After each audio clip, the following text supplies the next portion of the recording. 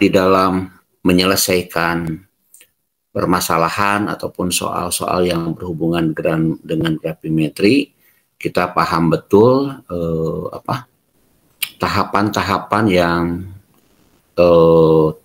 harus dilakukan, ya.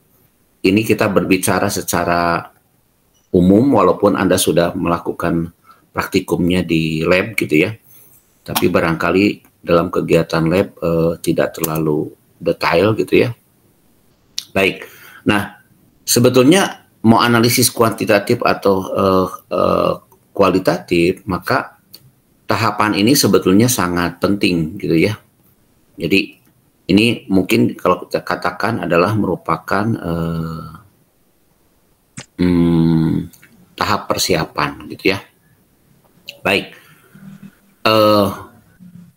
yang harus kita pahami betul adalah bahwa di dalam setiap analisis baik kualitatif maupun kuantitatif, ya, maka penarikan sampel itu merupakan suatu bagian yang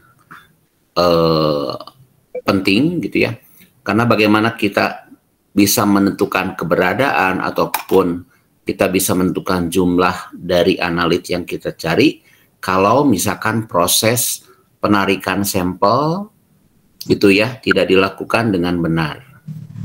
Oke, ya. Kalau kita bicara secara singkat, misalkan sampelnya sudah ada gitu ya, jadi kita tidak bicara mulai dari teknik sampling, tapi sampel sudah ada, baik itu dalam bentuk cair atau dalam bentuk padat, ya. Intinya bahwa pastinya sampel itu adalah berupa campuran. Nah, kemudian langkah berikutnya otomatis karena di dalam analisis kuantitatif ini kita akan menentukan jumlah, ya. Terserah satuannya mau satuan apa, apakah persen, ppm atau molaritas atau normalitas ataupun satuan lain. Intinya adalah setelah kita pastikan sampel itu terbawa, nah di situ sebetulnya diperlukan teknik pemisahan yang betul gitu ya. Tanpa pemisahan yang betul maka sampel ya itu tidak akan tertarik analitnya atau tidak akan terambil analitnya. Jadi seolah yang ingin kita cari analit itu tidak terbawa gitu ya. Nah selanjutnya adalah kalau kita yakin bahwa analit dalam sampel itu sudah terbawa, baik tadi dari sampel padatan cair atau gas, maka selanjutnya adalah kita ubah, ya, kita ubah ya ke bentuk yang dapat kita ukur, ya, ke bentuk yang dapat kita ukur, oke? Kemudian baru setelah kita ubah ya sesuai dengan persamaan reaksi stoikiometri, maka kita bisa tentukan ya konstituen tersebut atau analit tersebut, ya. Nah, kemudian baru dari data hasil pengukuran, baik itu yang diukur adalah volume atau massa. Kalau kita berbicara gravimetri, tentunya pengukurannya adalah massa, gitu ya. Maka selanjutnya hasil pengukuran massa dari konstituen yang sudah kita ubah ke bentuk yang kita inginkan, itu kita hitung, ya. Nah, di sini tentunya menggunakan persamaan, ya, persamaan matematik yang sudah ditentukan atau sudah dirumuskan gitu oleh para ahli. Nah, kemudian menghitung saja kita tidak cukup. Selanjutnya adalah kita interpretasi data tersebut ya untuk diterjemahkan sesuai dengan tujuan dari analisis tersebut. Nah,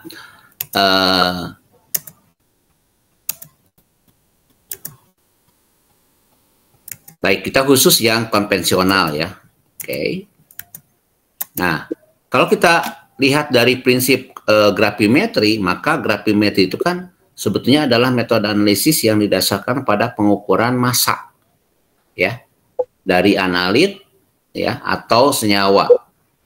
Oke, jadi yang dipentingkan di sini adalah mengukur massa. Berarti nanti alat ukur utama terakhir, ya, itu adalah neraca, gitu. Oke. Nah, teknik gravimetri itu bukan seperti yang Anda kenal di praktikum kimia analitik hanya melalui teknik pengendapan gitu ya. Sebetulnya kalau kita berbicara tentang gravimetri, maka tekniknya itu ya bisa dengan cara penguapan, ya, dengan cara elektrogravimetri. Nah, yang kemarin dilakukan di lab itu adalah cara pengendapan. Nah, contoh misalkan ya, kalau misalkan kita punya analit ya diuapkan, maka tentunya kita timbang dulu masa sebelum dan setelah penguapan. Biasanya ini kan dalam bentuk penentuan kadar air atau hidrat ya. Kalau misalkan si senyawanya adalah garam berkristal, maka yang kita tentukan adalah dalam bentuk hidrat. Oh ya, nanti kalau misalkan ada yang masuk, tolong kasih tahu ya, karena tidak kelihatan kalau pakai Jimit. Kemudian, nah sebagai contoh silakan Anda kerjakan nih. Masih ingat nggak nih? Ya. Silakan kerjakan dulu ya. Sebanyak 1 gram hidrat tembaga 2 sulfat TuSO4 H2O dipanaskan sehingga semua air kristalnya menguap. Yang dicari adalah berapa massa zat padat yang jika massa zat padat yang tertinggal adalah 0,64 gram, tentukanlah rumus hidrat tersebut ya. Jadi silakan, karena ini sistemnya kan untuk persiapan, jadi banyak berupa soal-soal latihan. Silakan dicoba. Bapak mohon maaf. Ya. Ini PPT-nya enggak pindah, kok masih di slide 1. Kenapa nggak bilang dari tadi?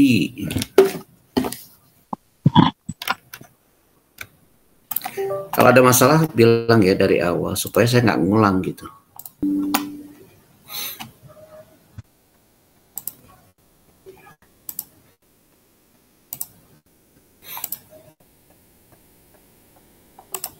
Ini ada yang masuk juga ini. Kalau Jimit kelemahannya itu nggak bisa kelihatan sama saya, kan saya sekaligus admin. Sudah terlihat contoh soal? Sudah Bapak. Ya, silakan dicoba.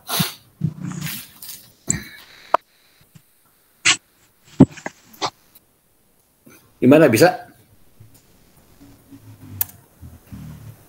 Ya untuk AR-nya nih ya, kalau nggak bisa lihat di tabel periodik.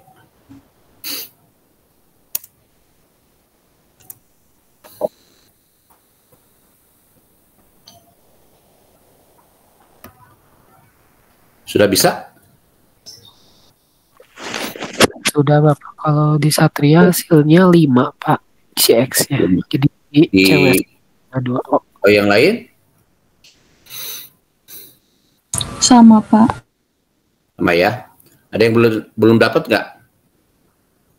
Ya, ini kan pada intinya adalah perbandingan mol ya. Jadi secara lebih mudah karena rumus kimia itu adalah rumus perbandingan mol, berarti nanti kita cukup bandingkan antara mol dari CuSO4 banding molnya dari H2O ya.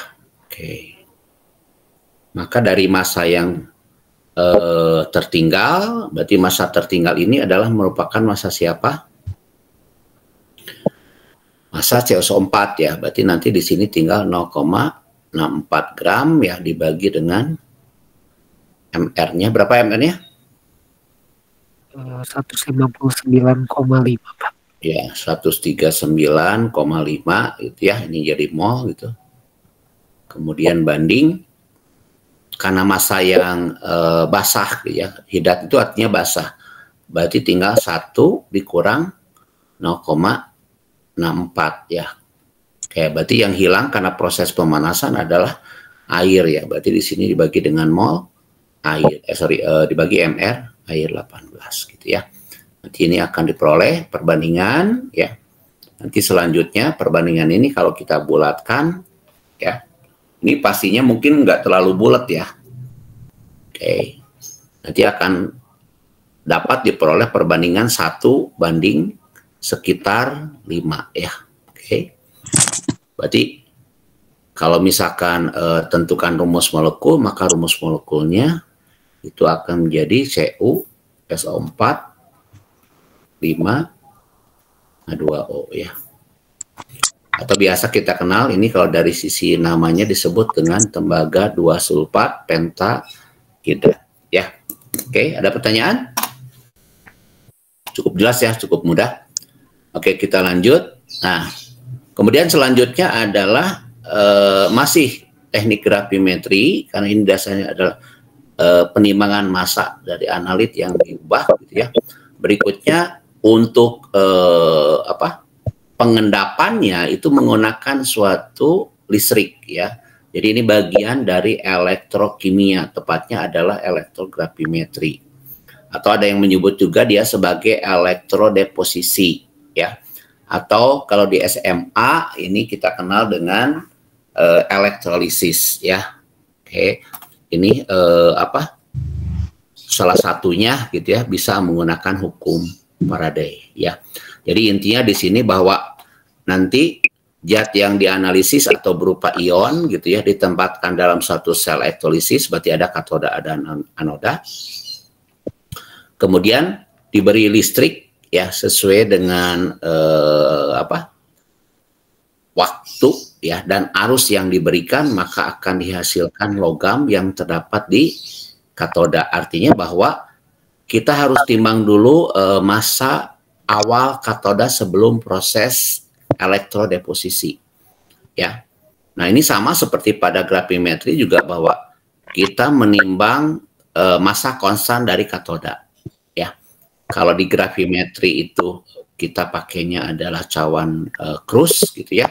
Nah kalau di sini elektroda, dan biasanya elektroda katodanya adalah berupa platina ya, yang dibentuk melingkar ya, yang dibentuk melingkar seperti jaring-jaring gitu. Nanti akan nempel di situ ya. Oke. Kemudian setelah kita tahu massa konstan sebelum proses elektrodeposisi ya, maka kita lakukan elektrolisis, jadi diberi listrik, kita catat waktu dan arus yang diberikan. Ini biasanya kita lakukan pada potensial tetap, jadi arusnya yang kita catat gitu ya sesuai dengan perubahan waktu. Maka kita stop proses elektrodeposisi ya dengan cara, nah ini ada caranya, bahwa kita tidak boleh menstop arus listrik dulu, tapi yang harus dilakukan itu adalah kita mengangkat dulu katoda. Ya, kita angkat katoda baru listriknya dimatikan. Karena ini ada hubungannya dengan kalau kita matikan dulu listrik, maka akan sebagian dari yang sudah nempel di katoda itu akan terlepas kembali. Ya. Jadi, nah, kemudian setelah kita angkat, kemudian kita matikan, baru selanjutnya katoda ini kita cuci ya. Pertama kita cuci dulu dengan aseton biasanya ya. Kemudian kita cuci lagi, kita bilas, goyang-goyangkan dengan aquades. Kemudian kita kering anginkan ya. Kemudian massa katoda yang sudah mengandung endapan dari analit ya, kita akan timbang. Maka selisih katoda setelah proses elektrodeposisi dikurangi dengan massa katoda sebelum elektrodeposisi, itulah massa zat yang dihasilkan.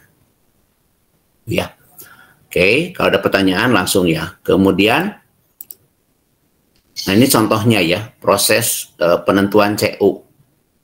Ya ini kan seperti yang sudah Anda kenal di dalam elektrolisis. Bapak, Ya. maaf Bapak. Untuk PPT-nya belum jalan, Bapak. Ini kenapa ya jaringan kayaknya belum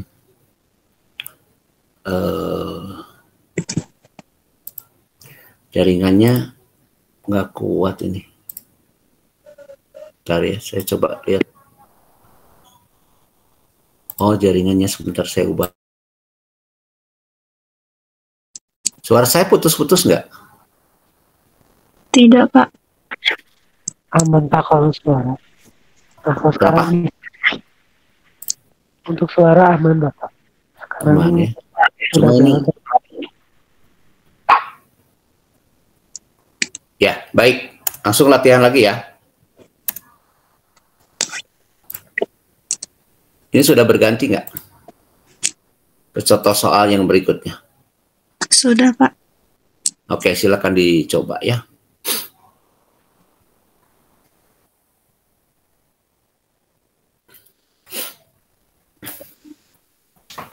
Biasanya kalau untuk soal OSN, untuk yang gravimetri itu jauh lebih mudah ya.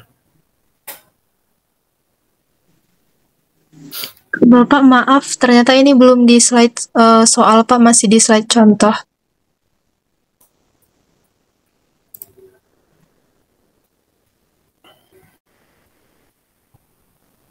Aneh ini.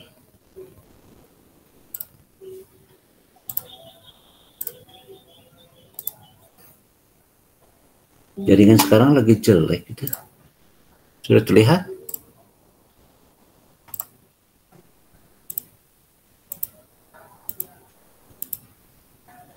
Sudah terlihat arus listrik 1 ampere dilewatkan selama 1 jam melalui larutan perak nitrat. Tentukan massa perak jika air peraknya adalah 108 gram per mol ya yang diendapkan. Sudah terlihat? Sudah, Pak. Oke. Dapatnya berapa? Kalau di Satria 4,02 gram atau 4 gram sih Pak. Oke, yang lain? Nah, ini kan secara langsung bisa menggunakan hukum Faraday ya. Berarti WAG sama dengan E ya. Kemudian I kali T ya. Dibagi dengan Di AR. 96.500. Kalau Satria beri dulu kuloknya, nanti dibandingin. Ya. Oke, ini bisa dua cara gitu ya. Bisa pakai cara langsung rumus gitu ya. Berarti yang ini kita masukkan E-nya adalah 108 per 1 ya, karena massa ekivalen E itu AR dibagi dengan jumlah elektron yang terlibat, kemudian arusnya 1 ampere, kemudian jangan lupa jam ini kita ubah ke detik ya, 3600 detik ya. Oke. Kemudian dibagi dengan 96.500 ya. Oke. Yang lain sama ya? Nah, kalau cara kedua bisa dilakukan dengan gabungan ya. Karena di sini ini cara kedua, karena perak itu asalnya dari Ag+ ya ditambah 1 elektron, kemudian dia mengendap sebagai Ag gitu ya. Oke, maka yang ditanyakan kan sebetulnya adalah ini ya. Sementara kita punya listrik di sini. Nah, berarti kita pakai kita tahu persis bahwa 1 Faraday itu sama dengan 1 mol elektron ya. Dimana F itu rumusnya adalah I kali T dibagi 96.500 ya. Berarti di sini kita cari dulu F-nya, ya. Angkanya kelihatan sama ya, karena ini 1 dikali detik 3600 dibagi 96.500. Ya.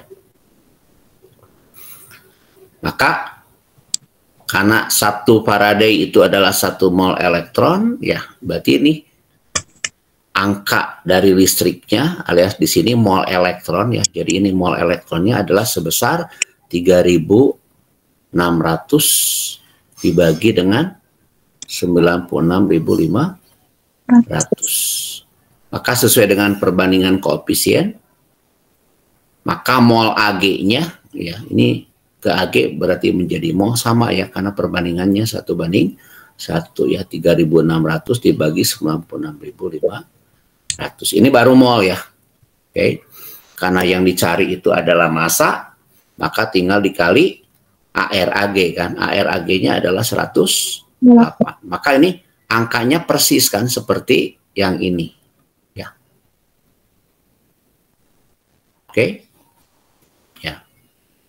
Jadi tergantung nanti pemahaman Anda mau pakai cara rumus langsung atau pakai persamaan reaksi ya. Cuma kalau persamaan reaksi di sini patokan 1 Faraday 1 mol elektronnya jangan lupa kita pakai ya. Oke, ada pertanyaan langsung saja. Kita lanjut ya. Oke, saya mau tanya dulu nih. Slide saya berganti nggak nih? Tidak berganti, Pak. Kenapa ya? Kalau gitu nggak usah pakai slideshow ya. Nggak usah pakai slideshow aja ya.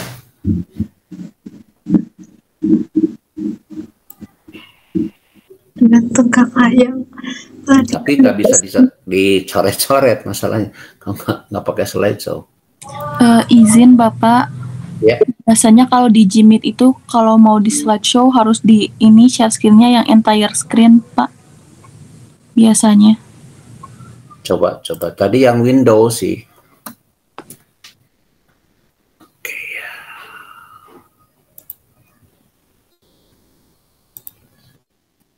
Maaf. Itu pijit. Oh iya, betul.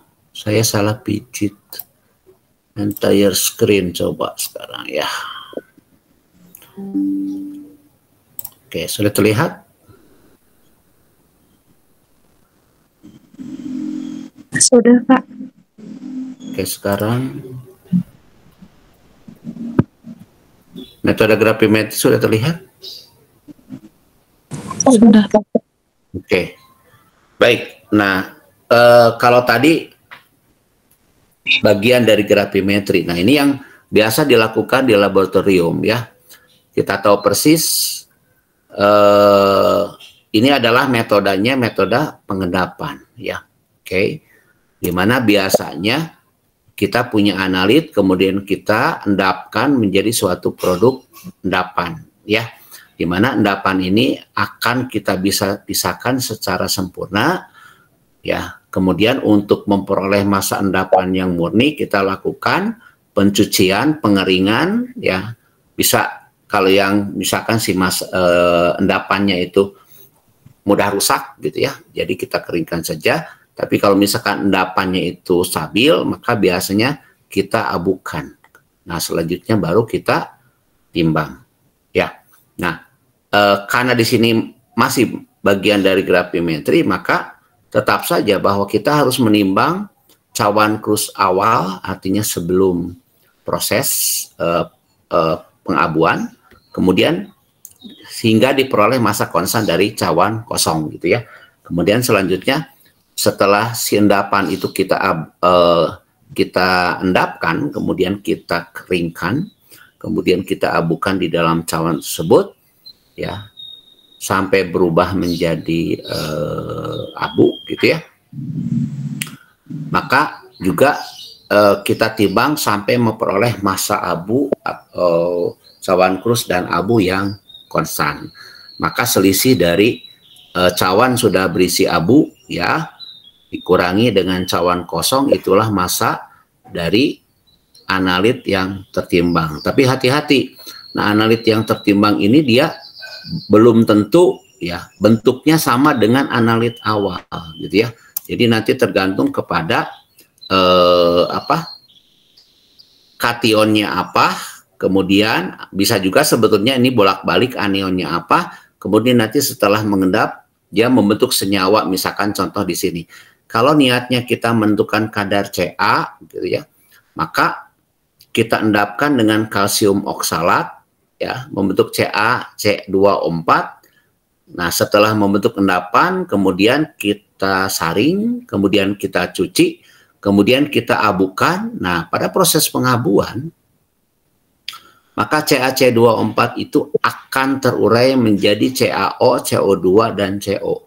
Di mana massa yang tertinggal itu adalah CaO. Nah, berarti nanti niatnya adalah kita menentukan kadar Ca2+, tetapi nanti yang tertimbang ya massa stabilnya adalah dalam bentuk CaO. Berarti nanti di sini ada koreksi, dan biasanya ini yang disebut dengan faktor apa? Faktor grafimetri ya. Jadi kalau misalkan senyawa itu membentuk suatu senyawa, kemudian kita panaskan membentuk oksidanya, maka jangan lupa kita konversi dengan faktor grafimetri ya. Oke. Nah, secara praktis ya seringkali di dalam praktek mungkin baru bagi angkatan 2023 kemarin ada yang gagal gitu ya, atau yang belum mengabukan. Nah, bisa jadi pada proses pengendapannya belum sempurna, sehingga pada saat disaring dia itu lolos gitu ya, karena dia masih belum terbentuk endapan yang stabil ya. Padahal diharapkan nanti si analit itu akan membentuk suatu senyawa yang kelarutannya rendah alias mengendap gitu ya. Kemudian endapan itu pada saat dicuci tidak boleh larut kembali. Sebab kalau larut nanti sebagian akan hilang sehingga massa yang tertimbang menjadi berkurang dari yang seharusnya ya. Kemudian si endapan tersebut mudah diubah menjadi bentuk senyawa yang dapat ditimbang. Karena pada saat si analit itu sudah mengendap, kemudian kita saring, nah kalau langsung senyawa tersebut atau endapan tersebut tidak bisa kita timbang.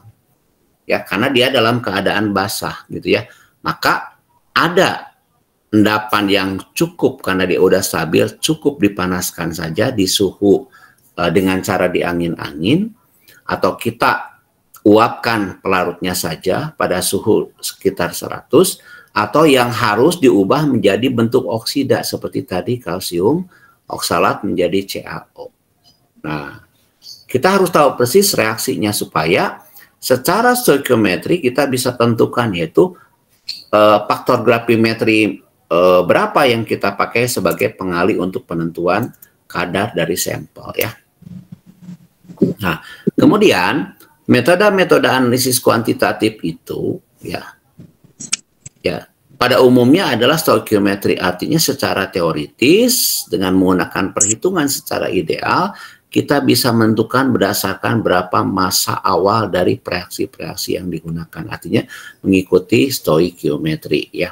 Kemudian dia mempunyai kestabilan tinggi tadi, bahwa kalau ini tekniknya adalah gravimetrinya pengendapan, maka endapan yang terbentuk itu harus mempunyai kestabilan dalam bentuk endapannya yang tinggi ya, yaitu tidak boleh larut pada saat dicuci ya, kemudian tidak boleh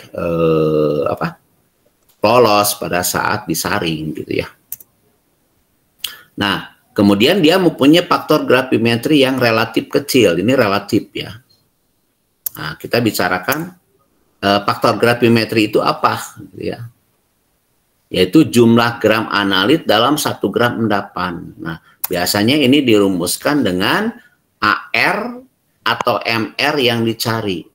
Jadi di dalam gravimetri ini bisa jadi bahwa yang kita cari adalah CA atau CaO, berarti ini AR atau MR per endapan yang ditimbang gitu ya.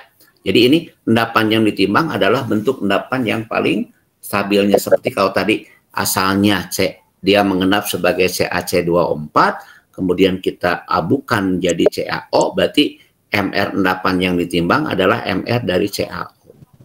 Oke.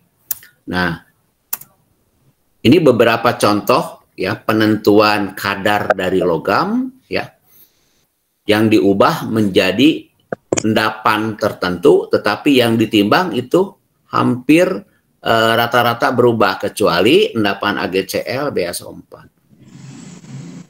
Ya. Jadi misalkan kalau untuk yang penentuan kadar Fe yang kita cari adalah kadar Fe, tetapi nanti yang tertimbang sebagai Fe2O3. Nah, ini pun sangat tergantung kepada reaksi pengendap yang digunakan. Ya. Oke, nah kalau Anda perhatikan di sini ada Ba2+ diendapkan oleh sulfat, kemudian SO4 2- diendapkannya oleh Ba. Ya, artinya bahwa untuk teknik gravimetri ini bukan hanya gravimetri untuk kation, tetapi bisa juga untuk anion. Ya, maka yang cukup Anda harus perhatikan adalah baik dalam bentuk kation maupun anion, maka kita harus mengubah kation atau anion yang akan ditetapkan yang kita sebut sebagai analit itu dengan reaksi pengendap tertentu. Kalau bisa ini spesifik atau hanya bisa bereaksi dengan kation anion, walaupun secara fakta tidak ada reaksi pengendap yang sangat spesifik.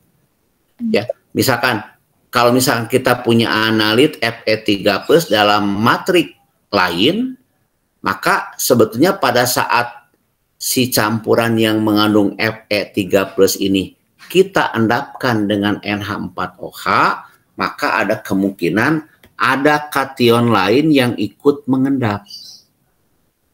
Ya, misalkan yang mengendap terhadap NH4OH kalau keberadaan Fe3+, itu rata-rata kalau di alam kalau ada Fe3+, biasanya ada Al, ada Zn. Ya. Maka sebetulnya di alamnya itu ion sampel itu selain ada Fe3+, ada Al, ada Zn dan ion lain. Sehingga pada saat ditambahkan pengendap NH4OH, maka sebetulnya endapan yang terbentuk itu bukan hanya FeOH 3 kali. Tapi ada endapan dari kation lain yang juga bisa mengendap terhadap NH4OH. Tapi tentunya dengan catatan bahwa kenapa pakai pengendap NH4OH, kemudian kita atur pH-nya harus pH-nya sekitar 11, dengan tujuan bahwa kalau misalkan di dalam matrik itu mengandung Zn2+, Al3+, maka pada pH buffer yang ditentukan, ini biasanya pH-nya adalah pH 11, maka walaupun endapan Zn itu terbentuk, kemudian endapan dari Al juga terbentuk, tetapi relatif jumlahnya tidak banyak, hanya sebagai pengotor saja. Sehingga seolah-olah kita anggap bahwa gitu ya, yang terendapkan itu dianggap hanya berasal dari Fe3+. Nah, sehingga penting sebetulnya bagaimana supaya kita bisa mengontrol bahwa betul-betul bahwa yang tertimbang itu adalah atau yang tersaring itu adalah sebagai endapan FeOH 3 kali. Maka biasanya dalam proses analisis secara kuantitatif ini sangat disarankan dengan ditambahkannya, bukan ditambahkan ya, dilakukannya blanko gitu. Ya, jadi sebetulnya pada saat kita mengendapkan Fe3+ juga, ya, kita mengendapkan blanko yang kita duga bisa turut mengendap, ya, selain Fe3+ itu dengan NH4OH. Nanti massa yang tertimbang dari sampel dikurangi massa blanko itu jauh lebih teliti dibanding misalkan kalau praktikum di kita kan hanya sampel yang mengandung Fe3+, kemudian kita endapkan dengan NH4OH, kemudian kita saring, berarti endapannya dalam FeOH 3 kali, kemudian kita pijarkan ya, atau kita abukan menjadi Fe2O3 tanpa dibarengi dengan faktor koreksinya dari blanko. Ya, nah seharusnya sebetulnya juga blanko, ya, blanko sampelnya kita tentukan dengan yang sama. Apakah blanko betul-betul berpengaruh tidak terhadap massa Fe2O3 yang tertimbang, gitu ya? Silakan kalau ada pertanyaan. Nah, di sini perintahnya adalah Anda harus paham karena di sini grafimetri itu dalam proses perhitungannya, ya. Kita menentukan kation atau anion tetapi tidak sebagai kation anion ini, tetapi dalam bentuk endapan yang bisa ditimbang atau bentuk endapan yang stabil. Nah, ada yang masih bingung nggak menentukan faktor gravimetri?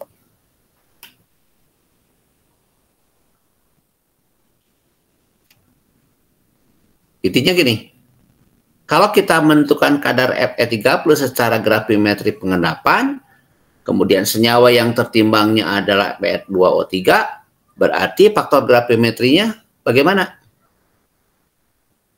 Silakan ada perwakilan.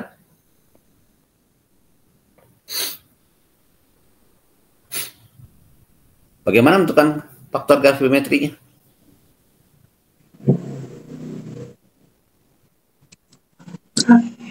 Halo? Gravimetrinya dari AR Fe3 dibagi FeOH3. Kenapa enggak? Ada yang kurang? Apa yang kurang coba? Massa molekul relatif dari Fe. Ini di rumus sebagai endapan yang ditimbang Fe-nya ada berapa? 2. Ada 2. Ya. Ada 2 di sini nih.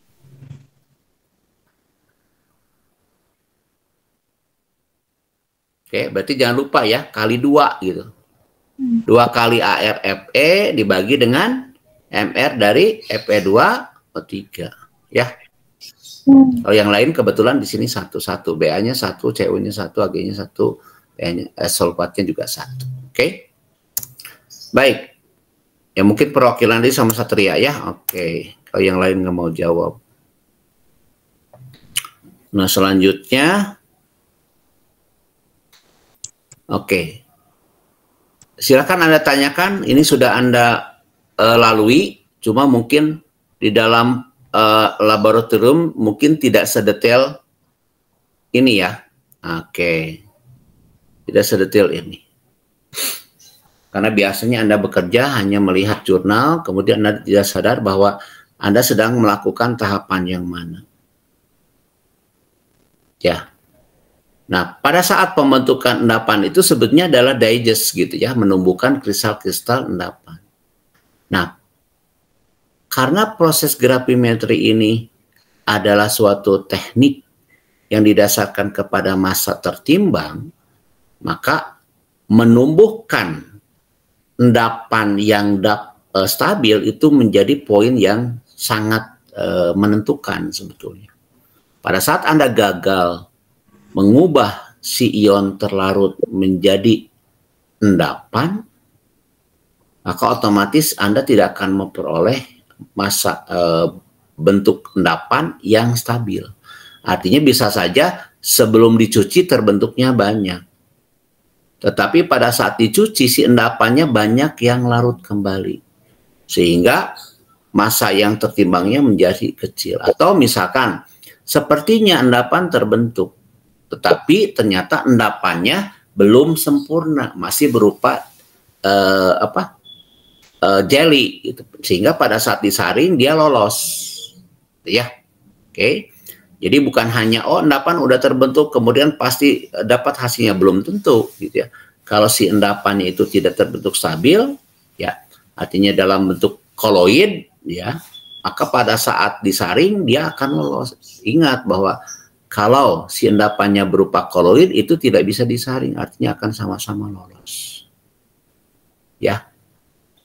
Oke, nah proses yang berikutnya yang tidak kalah penting adalah ini pengeringan atau pemijaran. Dipastikan bahwa endapan yang sudah tersaring itu kering ya. Untuk beberapa jenis endapan yang memang tidak membutuhkan atau sukar untuk diubah menjadi oksidanya. Tetapi senyawa yang lebih stabil dalam bentuk oksidanya berarti harus dipijarkan. Nah, proses pemijaran ini atau pengeringan ini sangat tergantung kepada suhu yang digunakan, artinya temperatur dari oven gitu. Ya. Artinya kita harus cari optimal waktu yang digunakan berapa lama dan suhu oven yang digunakan itu di suhu berapa. Artinya tidak bisa sembarangan kita mengoperasikan suhu oven. Ya. Karena memang harus kering atau kering dan pijar. Ya, beberapa memang harus kering dan pijar, tapi beberapa hanya cukup kering, tidak perlu pijar. Langkah berikutnya adalah penimbangannya harus tepat. Dan tidak kalah penting untuk laporannya adalah proses perhitungannya Anda bisa. Nah, sebetulnya kalau kita lihat langkah di sini saya tuliskan 8. Ke-8 langkah ini adalah merupakan langkah-langkah penting. Dimana kalau misalkan Anda melakukan salah satu langkahnya tidak tepat, maka otomatis berpengaruh kepada hasil akhir. Ya. Karena mungkin saja sekali lagi pada saat praktikum Anda seolah-olah yang penting sampelnya diendapkan, kemudian setelah membentuk kristal Anda saring, cuci gitu ya. Anda tidak terpikir bahwa tahapan-tahapan itu adalah menentukan kepada berapa jumlah endapan yang akan terbentuk secara stabil. Oke. Nah, ini prosesnya kalau secara alur ya mirip seperti tadi. Di sini ada tahapan preparasi cawan krus. Kemudian preparasi larutan pengendap, ya kebetulan kalau di praktikum larutan pengendapnya Anda tinggal pakai ya, tidak Anda buang. Contohnya misalkan larutan pengendapnya itu harus kita siapkan dengan berlebih ya, dalam suasana misalkan asam, basa, baper gitu ya. Kemudian selanjutnya diharapkan ya terbentuk endapan yang stabil, kemudian kita saring dan cuci endapannya, dan saat pencucian tidak boleh ada yang larut. Apa tujuan pencucian? Tujuan pencucian adalah untuk menghilangkan kelebihan reaksi, baik itu asam maupun basa, ya.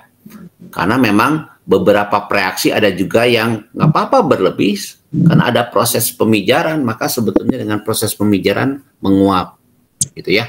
Tapi ada beberapa yang memang tidak bisa. Contohnya seperti asam klorida itu tidak menguap. Sehingga pada proses pencucian harus kita pastikan bahwa tidak ada kelebihan asam klorida. Gitu ya. Kemudian selanjutnya pengabuan, pemijaran, dan selanjutnya penimbangan serta perhitungan. Ya. Ini mungkin sudah terbayang gitu ya. Proses yang dilakukan pada saat gravimetri itu dilakukan. Ya. Sampai sini ada pertanyaan? Silakan, ini hanya mengingatkan saja supaya Anda terbayang gitu dalam hal mengerjakan kasus-kasus gravimetri.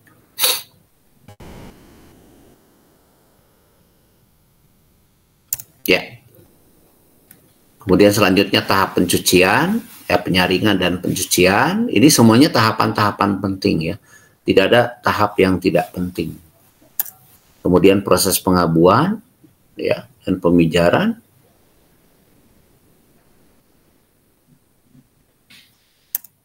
Ya, kemudian penimbangan endapan dan perhitungan ya. Baik. Nah, untuk memperoleh bahwa analit yang kita tentukan dengan proses gravimetri itu mempunyai presisi dan akurasi yang baik, maka dalam pengerjaannya itu sebetulnya Anda harus lakukan itu tidak simplo ya, tapi minimal duplo gitu. Jadi harusnya ada dua kegiatan untuk sampel yang sama itu diperlakukan yang sama, tapi nanti akan Anda peroleh dua massa yang mungkin pasti berbeda. Nanti selanjutnya akan di rata-rata ya. Oke, ini langkahnya sudah ya. Oke. Nah, ternyata di dalam proses pengendapan ya, kenapa endapan yang tertimbang itu bisa menjadi lebih sedikit atau lebih banyak dari yang teoritisnya? Nah, ini bisa jadi terjadi kontaminasi endapan. Selain tadi bahwa endapan itu bisa hilang akibat pencucian, lolos akibat penyaringan, kemudian dia membentuk senyawa yang tidak stabil pada saat dipanaskan dia ikut nguap. Ya. Oke, ini kita akan lihat bagaimana proses pengendapan yang seharusnya terjadi, gitu ya. Nih. Nah, oh ya, ini ada pertanyaan sedikit ya. Untuk pengendapan Fe3+ ini di dalam prosedur Anda tahu persis digunakannya adalah NH4OH ya, bukan dari basa kuat seperti KOH atau NaOH. Kemudian Ba2SO4 ini digunakannya H2SO4 bukan sebagai garam ya, jadi Ba2A+-nya atau diendapkannya bukan dengan Na2SO4 atau K2SO4 tapi dengan H2SO4. Kenapa? Karena pada saat dia mengendap gitu ya, nanti garam-garam ini bisa jadi ikut di dalam mengkontaminasi dari endapan BaSO4 yang terbentuk. Untuk Ag+ ya, ini reaksinya pakainya HCl ya, bukan KCl atau NaCl. Walaupun Ag+ ini kalau kita tambahkan KCl dia mengendap sebagai AgCl ya. dengan NaCl juga akan mengendap sebagai HgCl. Tapi yang ideal ya, yang optimal itu kalau kita gunakan pengendapnya adalah HCl, bukan dari senyawa garamnya ya, mirip seperti Ba2+ nih. Kita endapkan dengan asamnya bukan dari garam sulfat ya.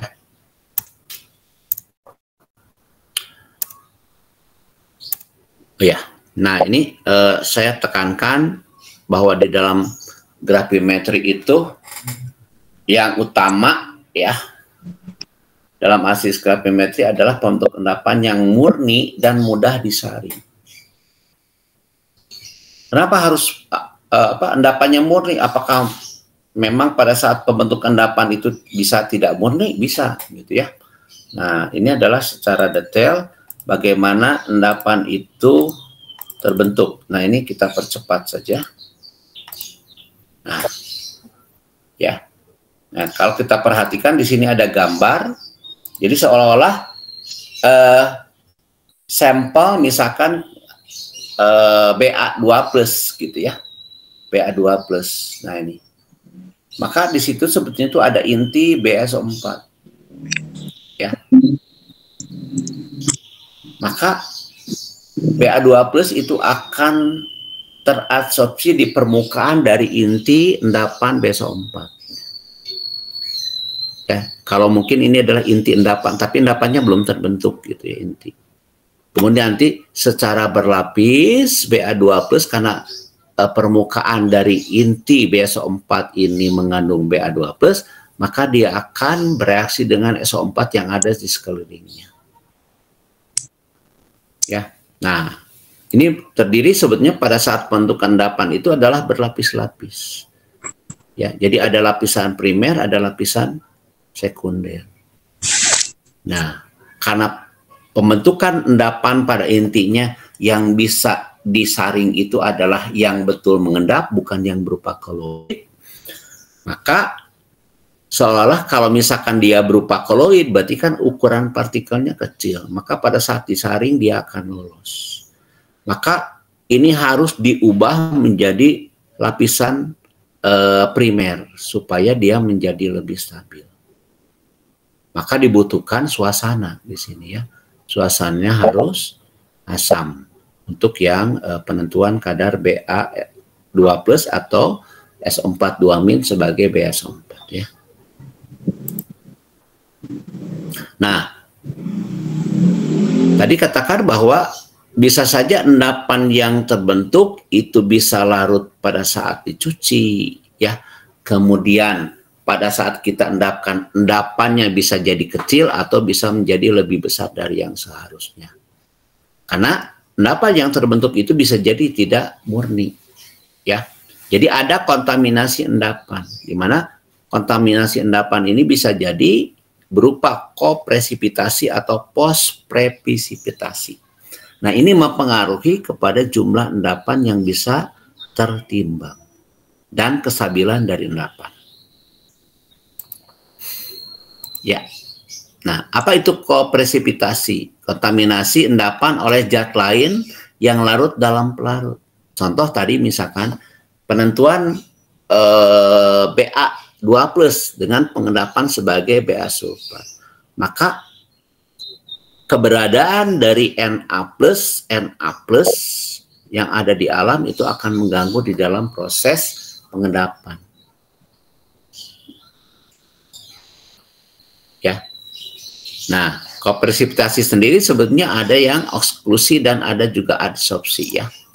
Oke, di mana eksklusi itu adalah pengotor yang terkurung di antara butir-butir endapan yang menggumpal.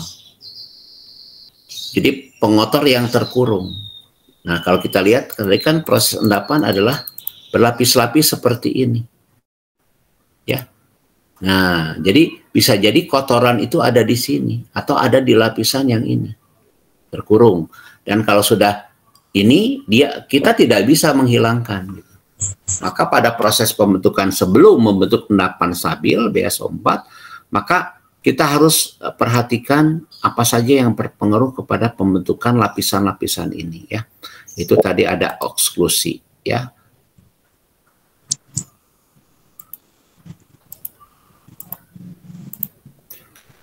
Oke, nah selanjutnya ini oklusi itu kapan secara praktek? Itu terjadi ya kalau proses pertumbuhan kristalnya lambat. Ya. Ini proses kristalisasinya lambat. Makanya kan walaupun menggunakan prosedur yang sama, kok dengan temannya itu berbeda. Ada endapannya, ada yang berwarna hijau, ada yang biru, gitu ya. Kemudian itu untuk yang CU. Kemudian untuk yang FE, ada yang endapannya hitam, ada yang warnanya coklat muda, ada yang coklat tua. Ya, proses pertumbuhan kristal itu membutuhkan waktu yang sesuai, suhu yang sesuai, gitu ya. Jadi ini akan, kalau Anda tahu teorinya, akan sangat memperhatikan proses pembentukan endapan tersebut. Kalau post presipitasi itu terjadi endapan kedua setelah pengendapan pertama tadi, ya. Jadi kan sebetulnya kalau kita lihat inti BS4 ya, begitu ketemu dengan BA 2+ ya, dia ini kan sebetulnya adalah sudah endapan. Nah, kemudian endapannya masih ukurannya kecil. Maka selanjutnya akan bentuk lagi endapan yang lebih besar, itu lapisan primer. Bisa jadi di sela-sela ini ya terdapat endapan lain atau pengotor, gitu ya.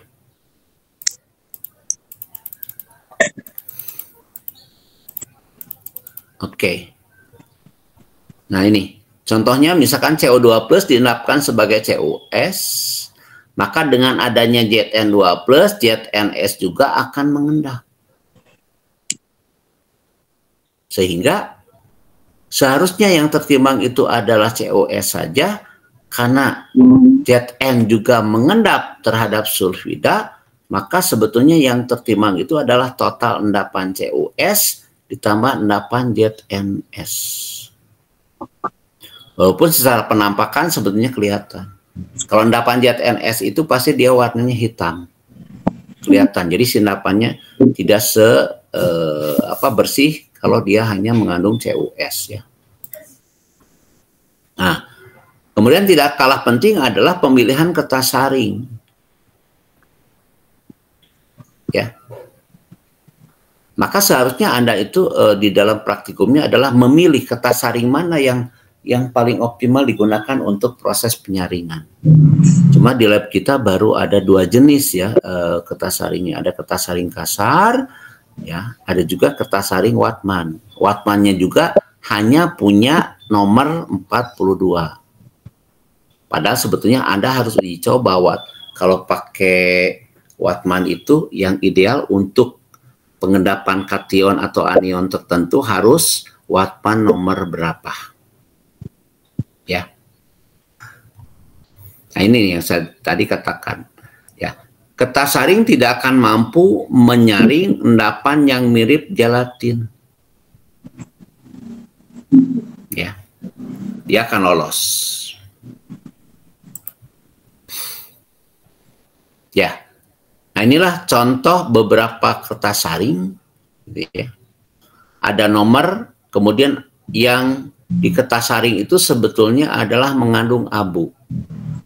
Makanya di dalam prosedur grafimetri, apakah kita bebas memilih kertas saring yang penting asal Wattmann aja? Tidak.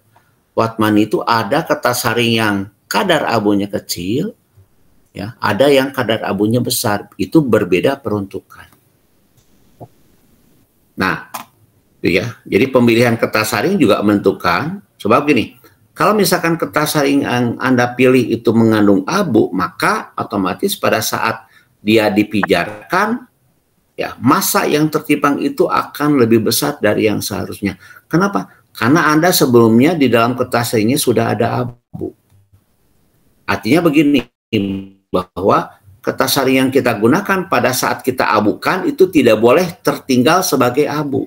Makanya ingat di dalam prosesnya, pada saat endapan itu sudah dilipat, dimasukkan ke dalam cawan krus, kita panaskan dengan api kecil dulu sampai si asapnya keluar, hilang, habis. Ya, nah itu tujuannya adalah supaya tidak terbentuk jelaga. Ya. Nah, kalau kertas saringnya juga mengandung abu, ya sebetulnya setelah kertas saring itu kita panaskan di burner, kemudian kita pijarkan di oven, maka seharusnya di dalam cawan krus itu tidak boleh ada yang tersisa, ya, berupa arang yang kelihatan hitam. Ya, jadi diharapkan bahwa karbon yang ada di kertas saring itu semuanya menguap menjadi CO2 atau jadi CO. Maka sebetulnya yang tertinggal sebagai abunya adalah hanya dari oksida dari kation atau anion. Bukan plus abu dari kertas saring. Sehingga dikatakan bahwa kertas saring yang digunakan pada grafimetri ini adalah kertas saring yang bebas abu, ya. Oke, nah untuk pengetahuan, untuk memperoleh endapan itu sebetulnya kertas saring itu bukan satu-satunya cara. Bisa juga Anda lakukan penyaringan itu dengan menggunakan cawan Gauge. Di mana cawan Gauge ini adalah sebuah cawan yang di bawahnya, ya, itu terbuat dari asbes. Ya, dia punya pori-pori gitu. Jadi tidak lagi dibutuhkan kertas saring. Gimana cara pakainya? Berarti kita timbang dulu, ya, cawan Gauge sebelum penyaringan, ya. Kemudian kita timbang lagi cawan Gauge setelah digunakan penyaringan. Maka diselisihkan gitu, ya. Kemudian ada juga penyaring lempeng berpori terbuat dari kaca Pyrex, ya. Biasanya disebut dengan kaca masir atau silika, ya, atau vitreosil, ya. Itu jenis-jenis penyaringan, oke. Jadi bukan hanya diharuskan pakai kertas saring, ya. Nah, ini contoh proses melipat kertas dan jenis kertas yang digunakan, ya. Oke, mungkin terbayang, ya. Ini yang disebut dengan Gauge crucible, ini yang disebut dengan glass Gauge, ya, atau krus. Nah, biasanya karena ini pori-porinya kecil, ya, maka untuk proses penyaringan dibantu dengan vakum.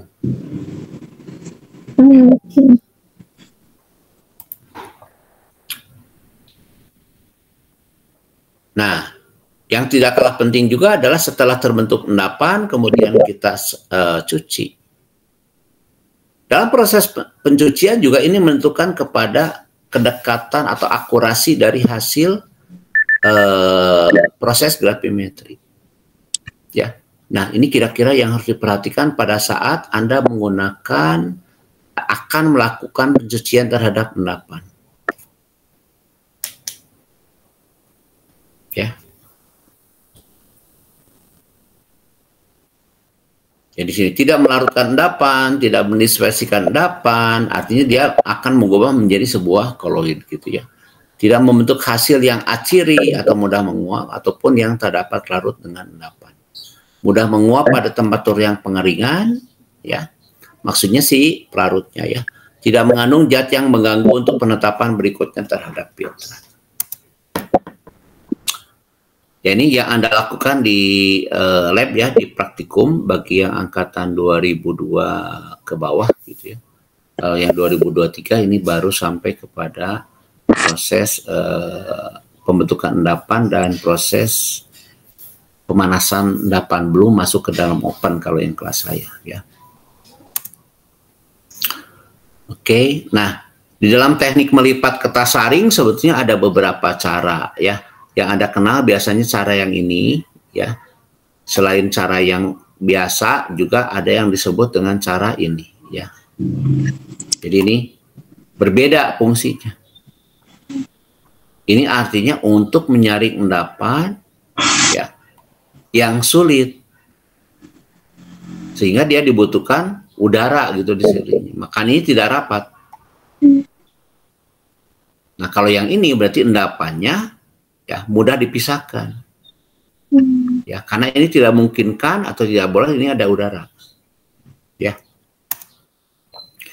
Ini proses dekantasinya. Ya, kemudian tidak kalah penting adalah proses pengeringan dan pemijaran. Jangan lupa bahwa proses pengeringan ataupun pemijaran harus ditunggu beratnya sampai konstan. Ya, sampai yakin bahwa itu memang adalah abu yang terbentuk dari analit yang sudah mengendap.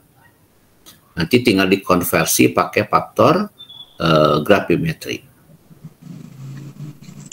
Beberapa teknik yang pakai pengeringan berarti ini mempunyai sifat bahwa airnya itu dengan suhu pemanasan itu bisa hilang ya. Oke.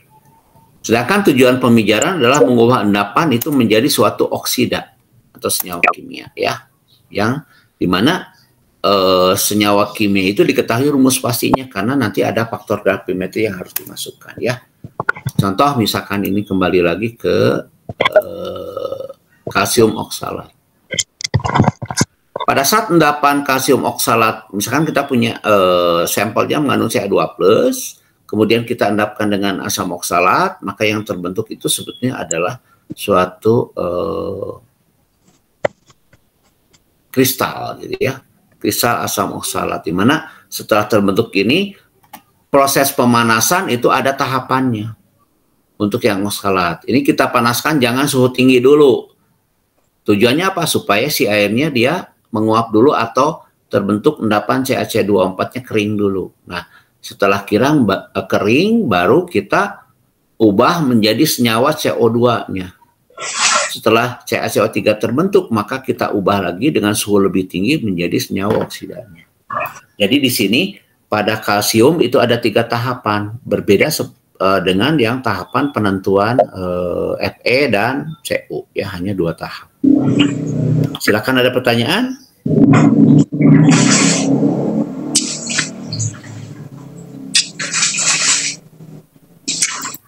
Ya, mudah-mudahan ini nggak tidur. Ya, karena ini sistemnya bukan perkuliahan. Ya. Kemudian selanjutnya adalah tahapan di dalam proses melipat kertas saring. Nah, ini adalah teknik melipat kertas saring yang benar. Kemudian posisi lipatan dari kertas saring yang sudah ada endapan itu tidak boleh nongol ke sini. Ya harus semuanya ada di dalam. Kenapa? Karena kertas saring tidak boleh terbakar oleh api yang ada di dalam bunsen. Kalau kertas saring ini nongol, berarti kan nanti kertas saringnya kering, kena api akan mudah terbakar. Ya, jadi kertas saringnya itu betul-betul harus di dalam. Oke, ini proses pemijaran. Ini juga sebetulnya tekniknya ada 2 cara. Kalau si endapan itu dia memijarnya pada suhu rendah, boleh gunakan hanya bunsen tanpa harus oven. Tapi kalau misalkan dia membentuk oksidanya harus pakai suhu tinggi, berarti ini kita pilih pakai oven seperti pemisahan Cu dan Fe.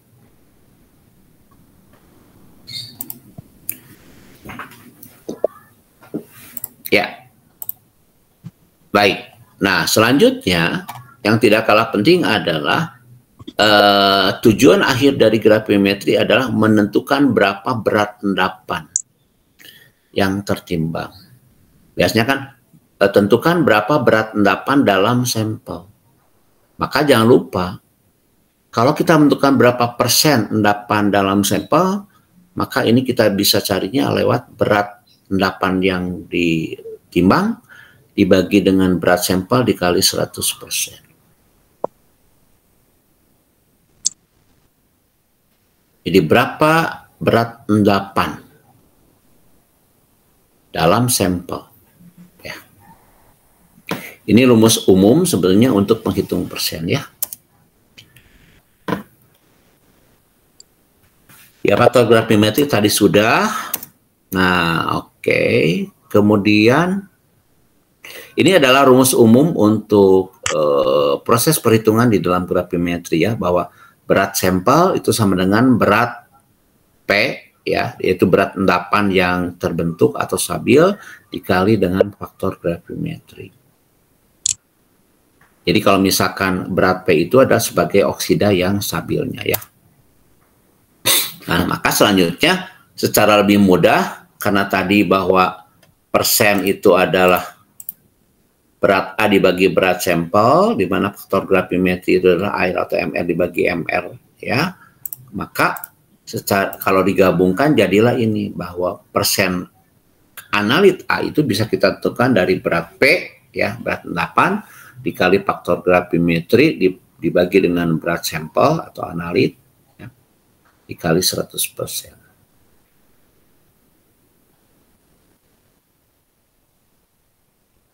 Nah, tetap ya, walaupun menggunakan rumus ini, Anda harus tahu bahwa faktor gravimetri itu apa. Ya, gitu. Baik, selanjutnya silakan Anda coba ya.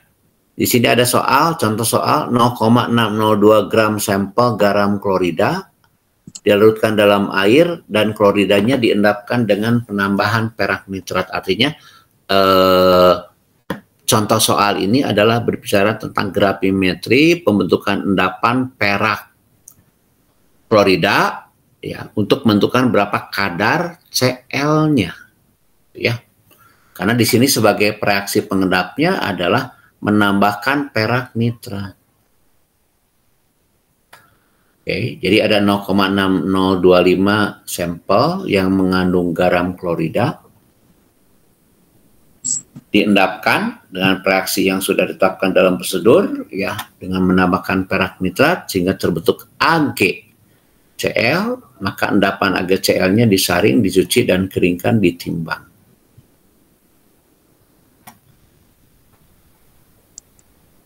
Ini pertanyaannya adalah hitunglah persentase klorida dalam sampel ya. Silakan Anda coba ya. Dan ini mungkin slide di sini saya akhiri untuk gravimetri ya. Nanti kita sambung ke volumetri. Sebetulnya masih banyak slide-nya, tapi yang utama kalau untuk SN sampai sini aja dulu ya. Silakan dicoba ya. Hati-hati di sini. Tadi massa tertimbang ya. Ini berarti 0,713 dikali faktor gravimetri ya, yaitu Ag dibagi AgCl ya, AR-nya dibagi MR dikali dengan sampel ya 0,6025. Jadi 29,6. Jadi di sini Esa jangan bulatkan dulu ya angkanya, biarkan dulu, nanti terakhir baru pembulatan ya. Baik, Pak. Hampir-hampir sih, paling nanti pembulatan di sini yang masalah ya. Baik, selanjutnya contoh soal 2 nih. Dalam satu sampel batuan fosfat, jadi ini sampelnya 0,5428. Fosfor diendapkan sebagai Mg NH4PO4 6 kali. Dan dipijarkan, ini sama dengan dipijarkan ya, menjadi Mg2P2O7.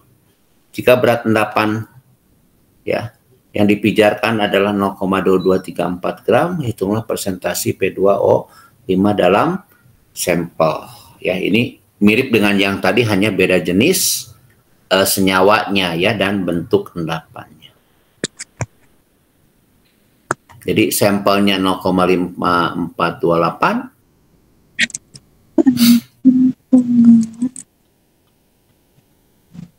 Oke, mirip ya dengan yang tadi, hanya di beda senyawanya tuh. Berat endapan kali faktor gravimetri dibagi berat sampel.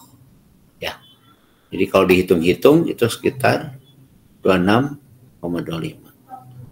Di sini ada pertanyaan?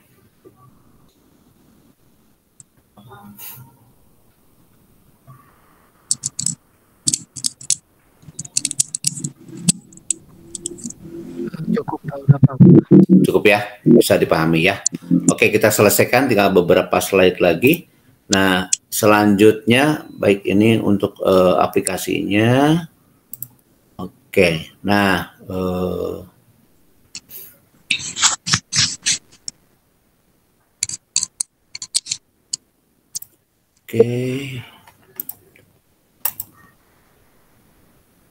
ini yang dilakukan di laboratorium ya, yang penentuan kadar EP, ini cerita lengkapnya aja. Oke, saya masuk ke sini. Nah, jadi silakan dicoba ya, untuk yang soal ini di screenshot aja untuk Esa dan Satria. Nah, kalau Anda ketemu jawaban, ini jawabannya ini. Ya, di screenshot aja ya Satria sama Esa. Sudah Pak, sudah di screen. Ya, kemudian soal yang kedua ini buat PR. Iya. Ada 2 soal. Ini ada 2 pertanyaan, ya. Jadi hitung massa dari AL dan juga massa MG. Nah, ini soalnya si sampelnya itu dia mengandung 2 jenis logam nih. Ya. Silakan dicoba. Nah, kalau udah ketemu jawabannya ini. Oke. Sudah di screenshot? Sudah, Pak. Sudah ya, oke. Kalau gitu hari ini kita sekian dulu. Silahkan berlatih untuk yang 2 soal. Jadi hari ini kita cukupkan sekian. Ya, saya stop share screen-nya. Nanti berikutnya kita sambung dengan